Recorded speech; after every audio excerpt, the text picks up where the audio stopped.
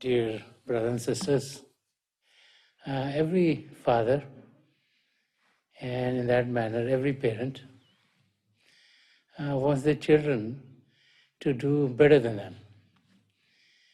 They're the only ones in the whole world who wish the children that wish. Generally, we live in an age which is very competitive, and everyone seems to be competing against each other. But the parents are always wanting their children to do well. And so the love that we get from our parents, from our fathers and our mothers, is a love that guides us. It's a love that is there for all times to come. It's a love that makes us understand how we should be leading our lives. The feeling of love and support that we receive is what helps us deal with the ups and downs of life. We all go through many ups and downs of life, and it's very unfortunate that we don't focus more on the ups, but we're always focused on the downs. We are getting stressed out for things that are not working as we would like them to. And so we always start to feel something wrong in our lives. Whether what we want to get is not being achieved by us through any manners, we try to put the blame on someone else. And as that happens in life more and more, loneliness starts to set in. Because the feeling as we grow in life starts to build in, like, this person is not doing well with me, that person is not doing well with me, even to the point where we start to feel, why is God not having this thing work out this way in my life? We are so used to expecting even help come to us in the manner in which we want help. We don't understand that God the Creator has mysterious ways of helping us. So I'd like to relate an incident, a story that maybe clarifies what we as human beings do when help that we need, if it doesn't come in the manner in which we think it should, then we just negate it. This is a story about a person living in a house. And the city that the person was living in got tremendous amounts of rain. So when it was raining a lot, the sewer system could not handle all the water, and the level of the water started to go up.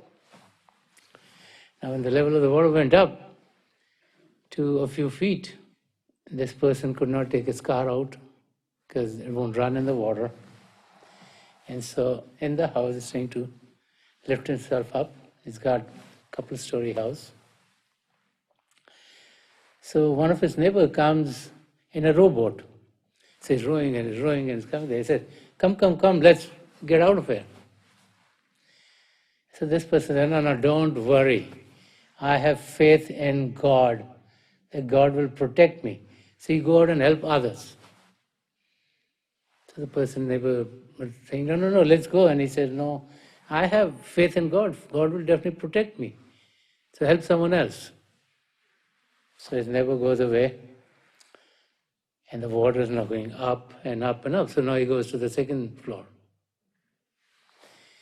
And when he's there, the coast guards in the area who see the water is going up a lot, who's like, they're sending people around, they send a rescue motorboat. And so from this motorboat, there's this horn blowing and it's coming, come out of the house, we want to help you.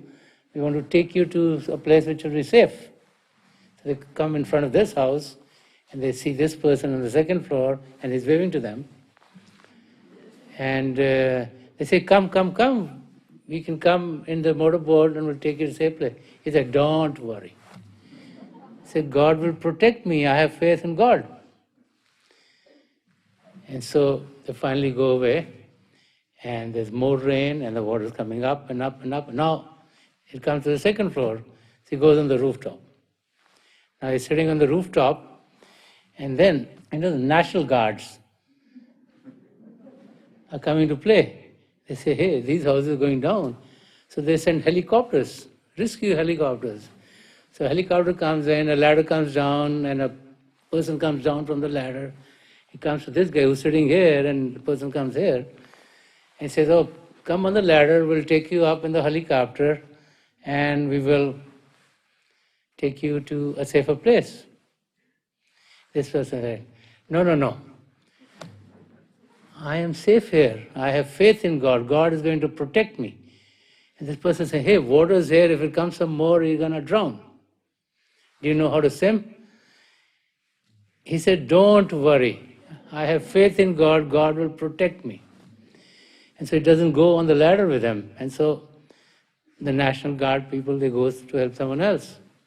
And pretty soon the water comes high, as is generally known to the person himself. He doesn't know how to swim, so he drowns. Now he dies. So he dies, and he's alive on the other side. And he's waiting in a line to have audience with God. He's very upset. He's making a racket there at the gateway. How can this happen to me? How can this happen to me? What did God do?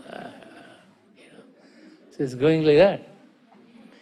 And so finally he has his audience with God. He says, God, I'm very upset with you. I had so much faith in you that you would protect me, and you did not save me. And God said, you know how many times I'm going to save you? I sent a rowboat to help you. I even sent a motorboat to help you. And boy, you're so obstinate, I had to send a helicopter. And so this is what we all do too. If we feel that we should be helped in this manner, then that's what we're expecting. And many times we think like God is like a business partner. We think, let's make a deal with God. How many times we need help, right? Let's say you get sick. So what did you say?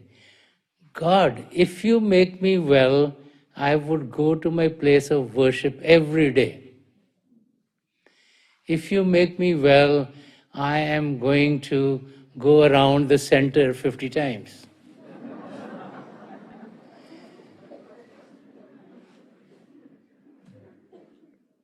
If I pass my examination, I'm going to be listening to my parents all the time.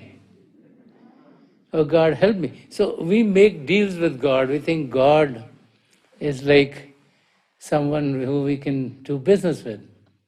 Little do we realize that God, the Creator, loves us tremendously, irrespective of what we do, irrespective of how we behave. The love of God is everlasting. It is always there, and it is that love of God that we need to recognize. The reason we are not recognizing the love of God is that our attention is always focused on the world outside. We're working at the level of our physical senses. So through a sense of sight, through a sense of hearing, through a sense of smell, through a sense of taste, and through a sense of touch. All of our attention is going into the world outside. And that is where we are seeking for happiness. That is where we're looking for God. That is where we think everything will be good for us.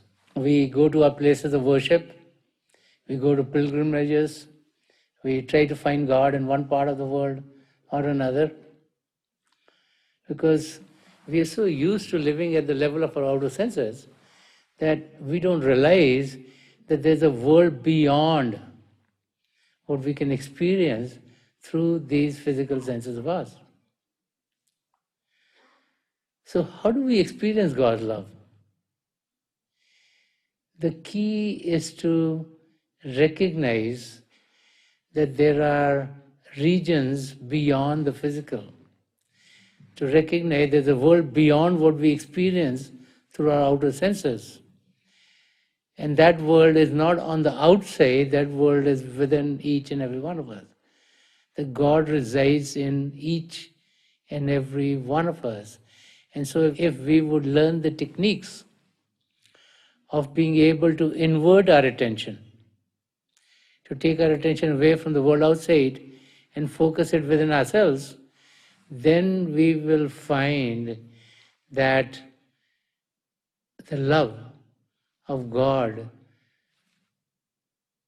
is in each and every pore of our being. The process of inversion is called meditation. And meditation is a means by which we connect with the true primary manifestations of God, which are the divine light and the divine sound of God. So the divine light and sound, as it is experienced by us, it starts to put us in a state where we are receptive to the love of God which is flowing in each and every one of us.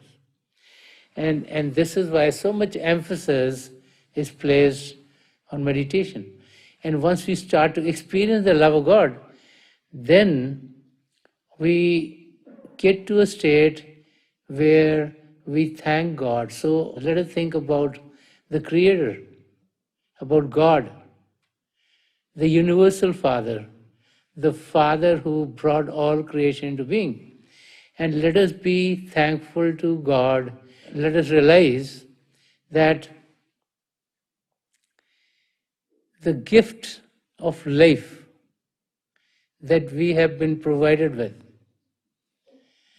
the gift of being in this human frame, is the greatest gift of all. Sant Rajinder Singh Maharaj very beautifully put it in one of his verses.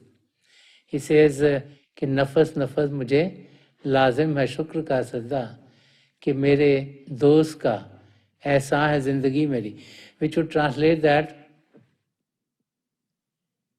in every breath I am grateful to God, because it is only because of God that I have this human existence. It is only in the human existence that all the faculties that are required by us to know God have been provided. So there are 8.4 million of species. In the East it's called 84 lakh Jia Jun. So there are 8.4 million of species in which our soul could be transmigrating. It's only in the human frame that all that is needed to know God has been provided. We've been given this faculty of being able to discriminate between truth and untruth. Now, having received this faculty, we need to make use of it. If we don't make use of it, then this life passes us by, and God knows when we get another chance to be in another human existence. Sant Rajinder Singh Ji Maharaj is saying, in every breath I am thanking God. With each breath, we need to be grateful to God. Why? Our soul could be in one existence or another, so God gave us, in God's own sweet will, this human frame. Then God provided everything in this human frame for us, for our soul, for our real self, to know God. So, as we come into this world, a physical body becomes a receptacle for our soul to experience the love and light of God. Now, then, a second gift that God gave us is that in this world there are about 7 billion people living. Not everyone is thinking about God. So you can come into this world and your attention could be totally in the world outside. And if it's going to be only in the world outside, then you'll be enamored by the world, you do whatever you have to do in the world. Your lifespan will go away, and you'll be back in the wheel of transmigration. But while being in this human frame, God then gifted us by putting our attention towards the spiritual arena, by sending us in the company of other beings who God has been graceful on also with the second gift, so that we go to satsang, so that we go to the arena where there's talk about truth, there's talk about God, there's talk about ourselves, there's talk about how do we connect to God, there's talk about what is the purpose of life, there's talk about what should we do to make use of this life. And the third gift comes from our spiritual master. And that's the gift of initiation. And this is why many of us take the spiritual master to be our spiritual father also. So this third gift, as we get this gift, then this single or third eye, which is also called the Shiv Netra, the Dasmadvar, which is a veil in front of it, that veil is broken, removed through the process of initiation. And initiation is a process in which the attention or the gains or the consciousness of the spiritual master is imparted to us. So some part of the spiritual consciousness of the spiritual master is imparted to the disciple so that this single eye or third eye is opened. And also the biggest burden which is associated with our soul, which is called the Sanchit karma, which has been the load of karmas ever since our soul came into the human body. And in whatever generation, every time we had thought, words and deeds, we made karma. So all of that gets collected in the storehouse of karma called Sanchit karma. So that big load we're carrying with us, that gets wiped out at the time of the holy initiation. We are going to go through the ups and downs of life because this life is based on what is called pralabdha karma, which are the karmas that we have to go through in this life. So 75% of our life is based on it. It's preordained. But we all have 25% free will in which to better ourselves, in which to see where do we want to go. Do we want to go towards God? Do we want to go towards the world? And so we then need to use that 25% to be focused on God. And so the karma that we create on a daily basis, which are called kriyaman karma, we are then told, hey, this is what will help you stay in a meditative state more and more. Go to satsang, do selfless service. These are the states of what are called ne karma. Ne karma means no karma is associated at that time. So that as our life is passing by, we can get to the end of this life and our Sanchit karma is blown away at the time of holy initiation. Our pralabdha karma is blowing away every day. As we do a daily meditation, we are also burning the karma on a daily basis, and this is why we're asked to meditate on a daily basis.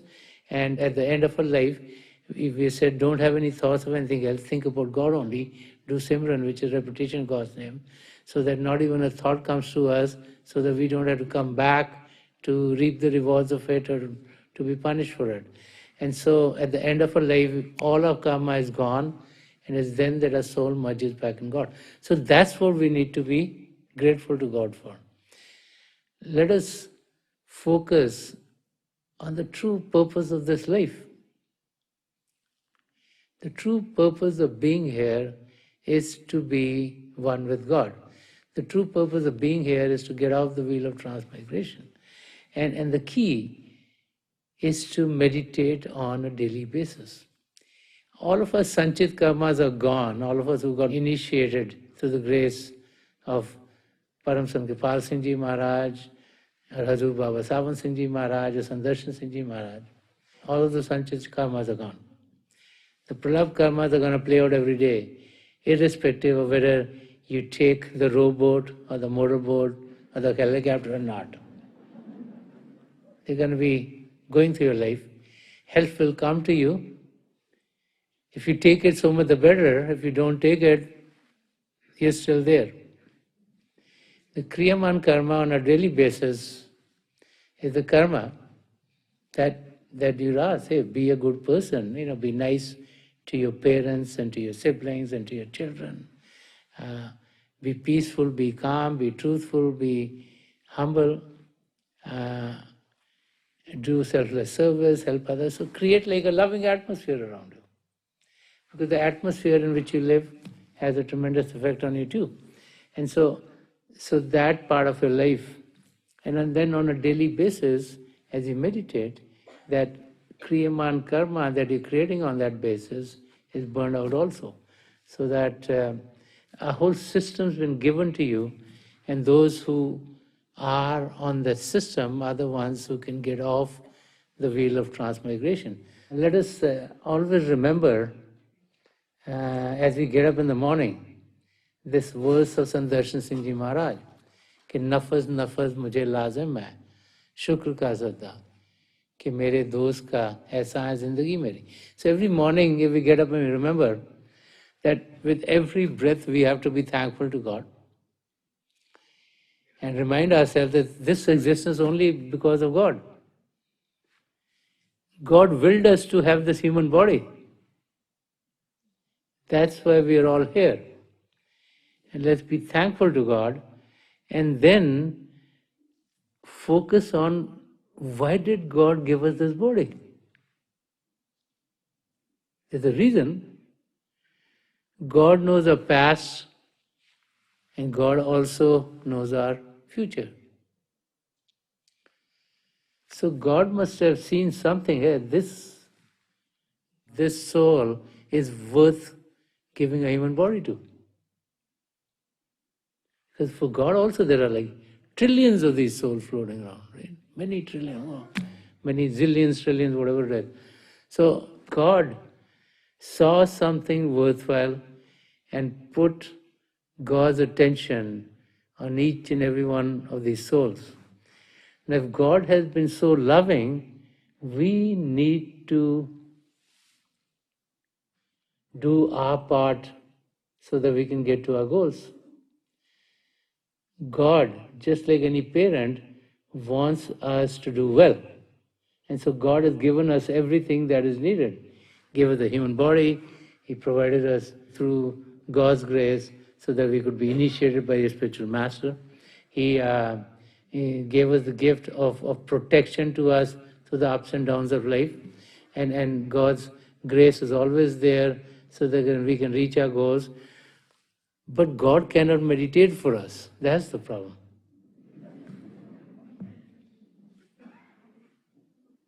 If God could meditate for us, there would be no problem. We all have to meditate for ourselves. And so we remember that, and every day in the morning as we get up, we remember, hey, why am I alive today? What is the real purpose of life? Is it just to go through my grocery list?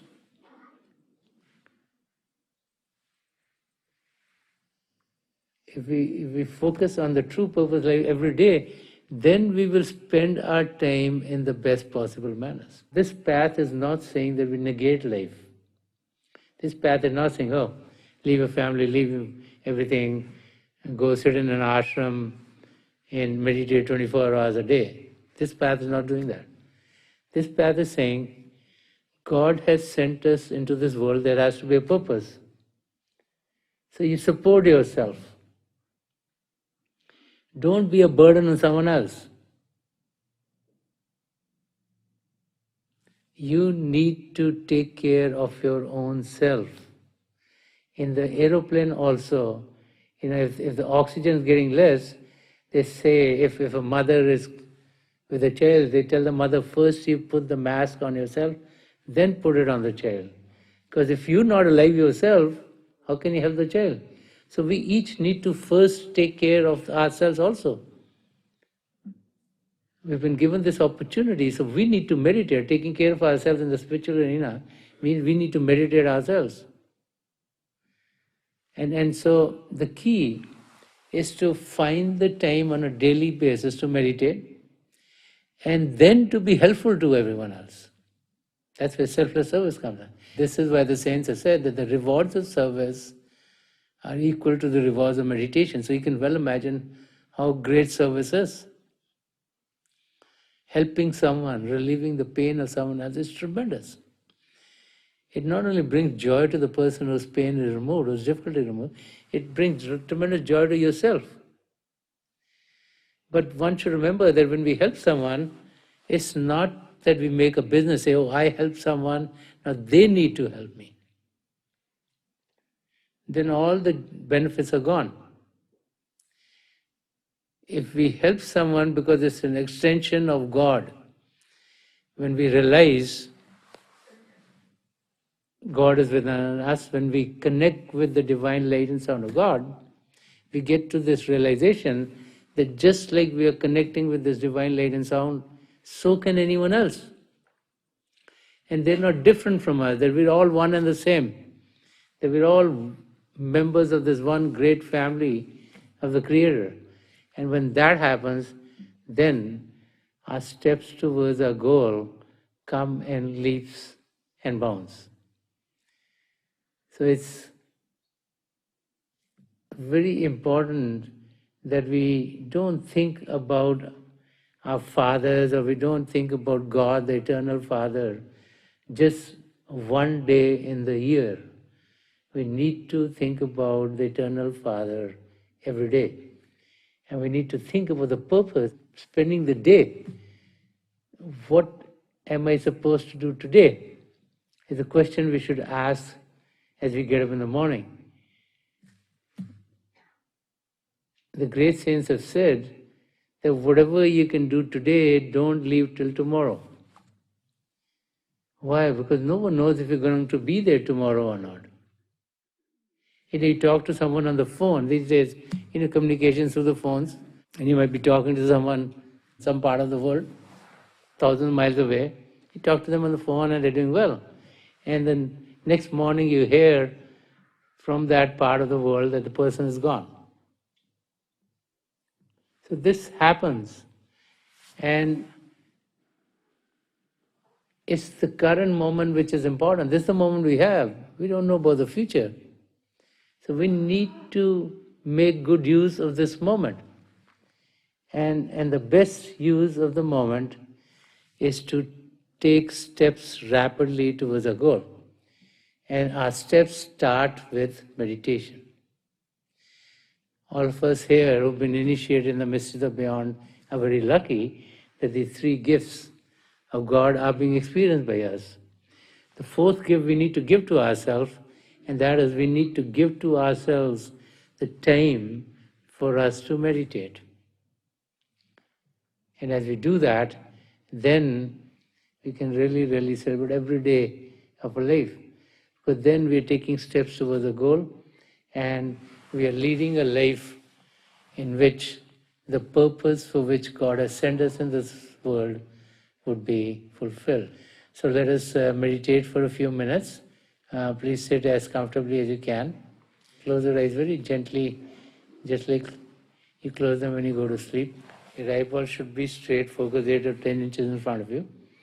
And as you close your eyes, those of you who have been initiated in the mysteries of the beyond, please do your Simran. And those of you who are new here, please repeat any name of God that you feel comfortable with. This repetition of God's name should be done mentally and not out loud. Right in front of you, light will sprout forth. And light could be of various colors. Just keep your gaze in the middle of the experience, and there might be many other vistas that open up. A sky full of stars, inner moon, inner sun, and many other vistas. So whatever you experience, just have your attention right in the middle of the experience. And whatever is right for you is definitely going to open up for you. So I pray to God Almighty and to the three great spiritual masters of the past century, Hazur Baba Sawan Singh Ji Maharaj, Param Sant Kripal Singh Ji Maharaj, and Dayal Purush Sant Darshan Singh Ji Maharaj, to help each and every one of us connect with the divine light within and to experience the divine light in its effulgence. So we'll be sitting for a few minutes. I'll be taking out this meditative state at that time, and my best wishes are with each and every one of you.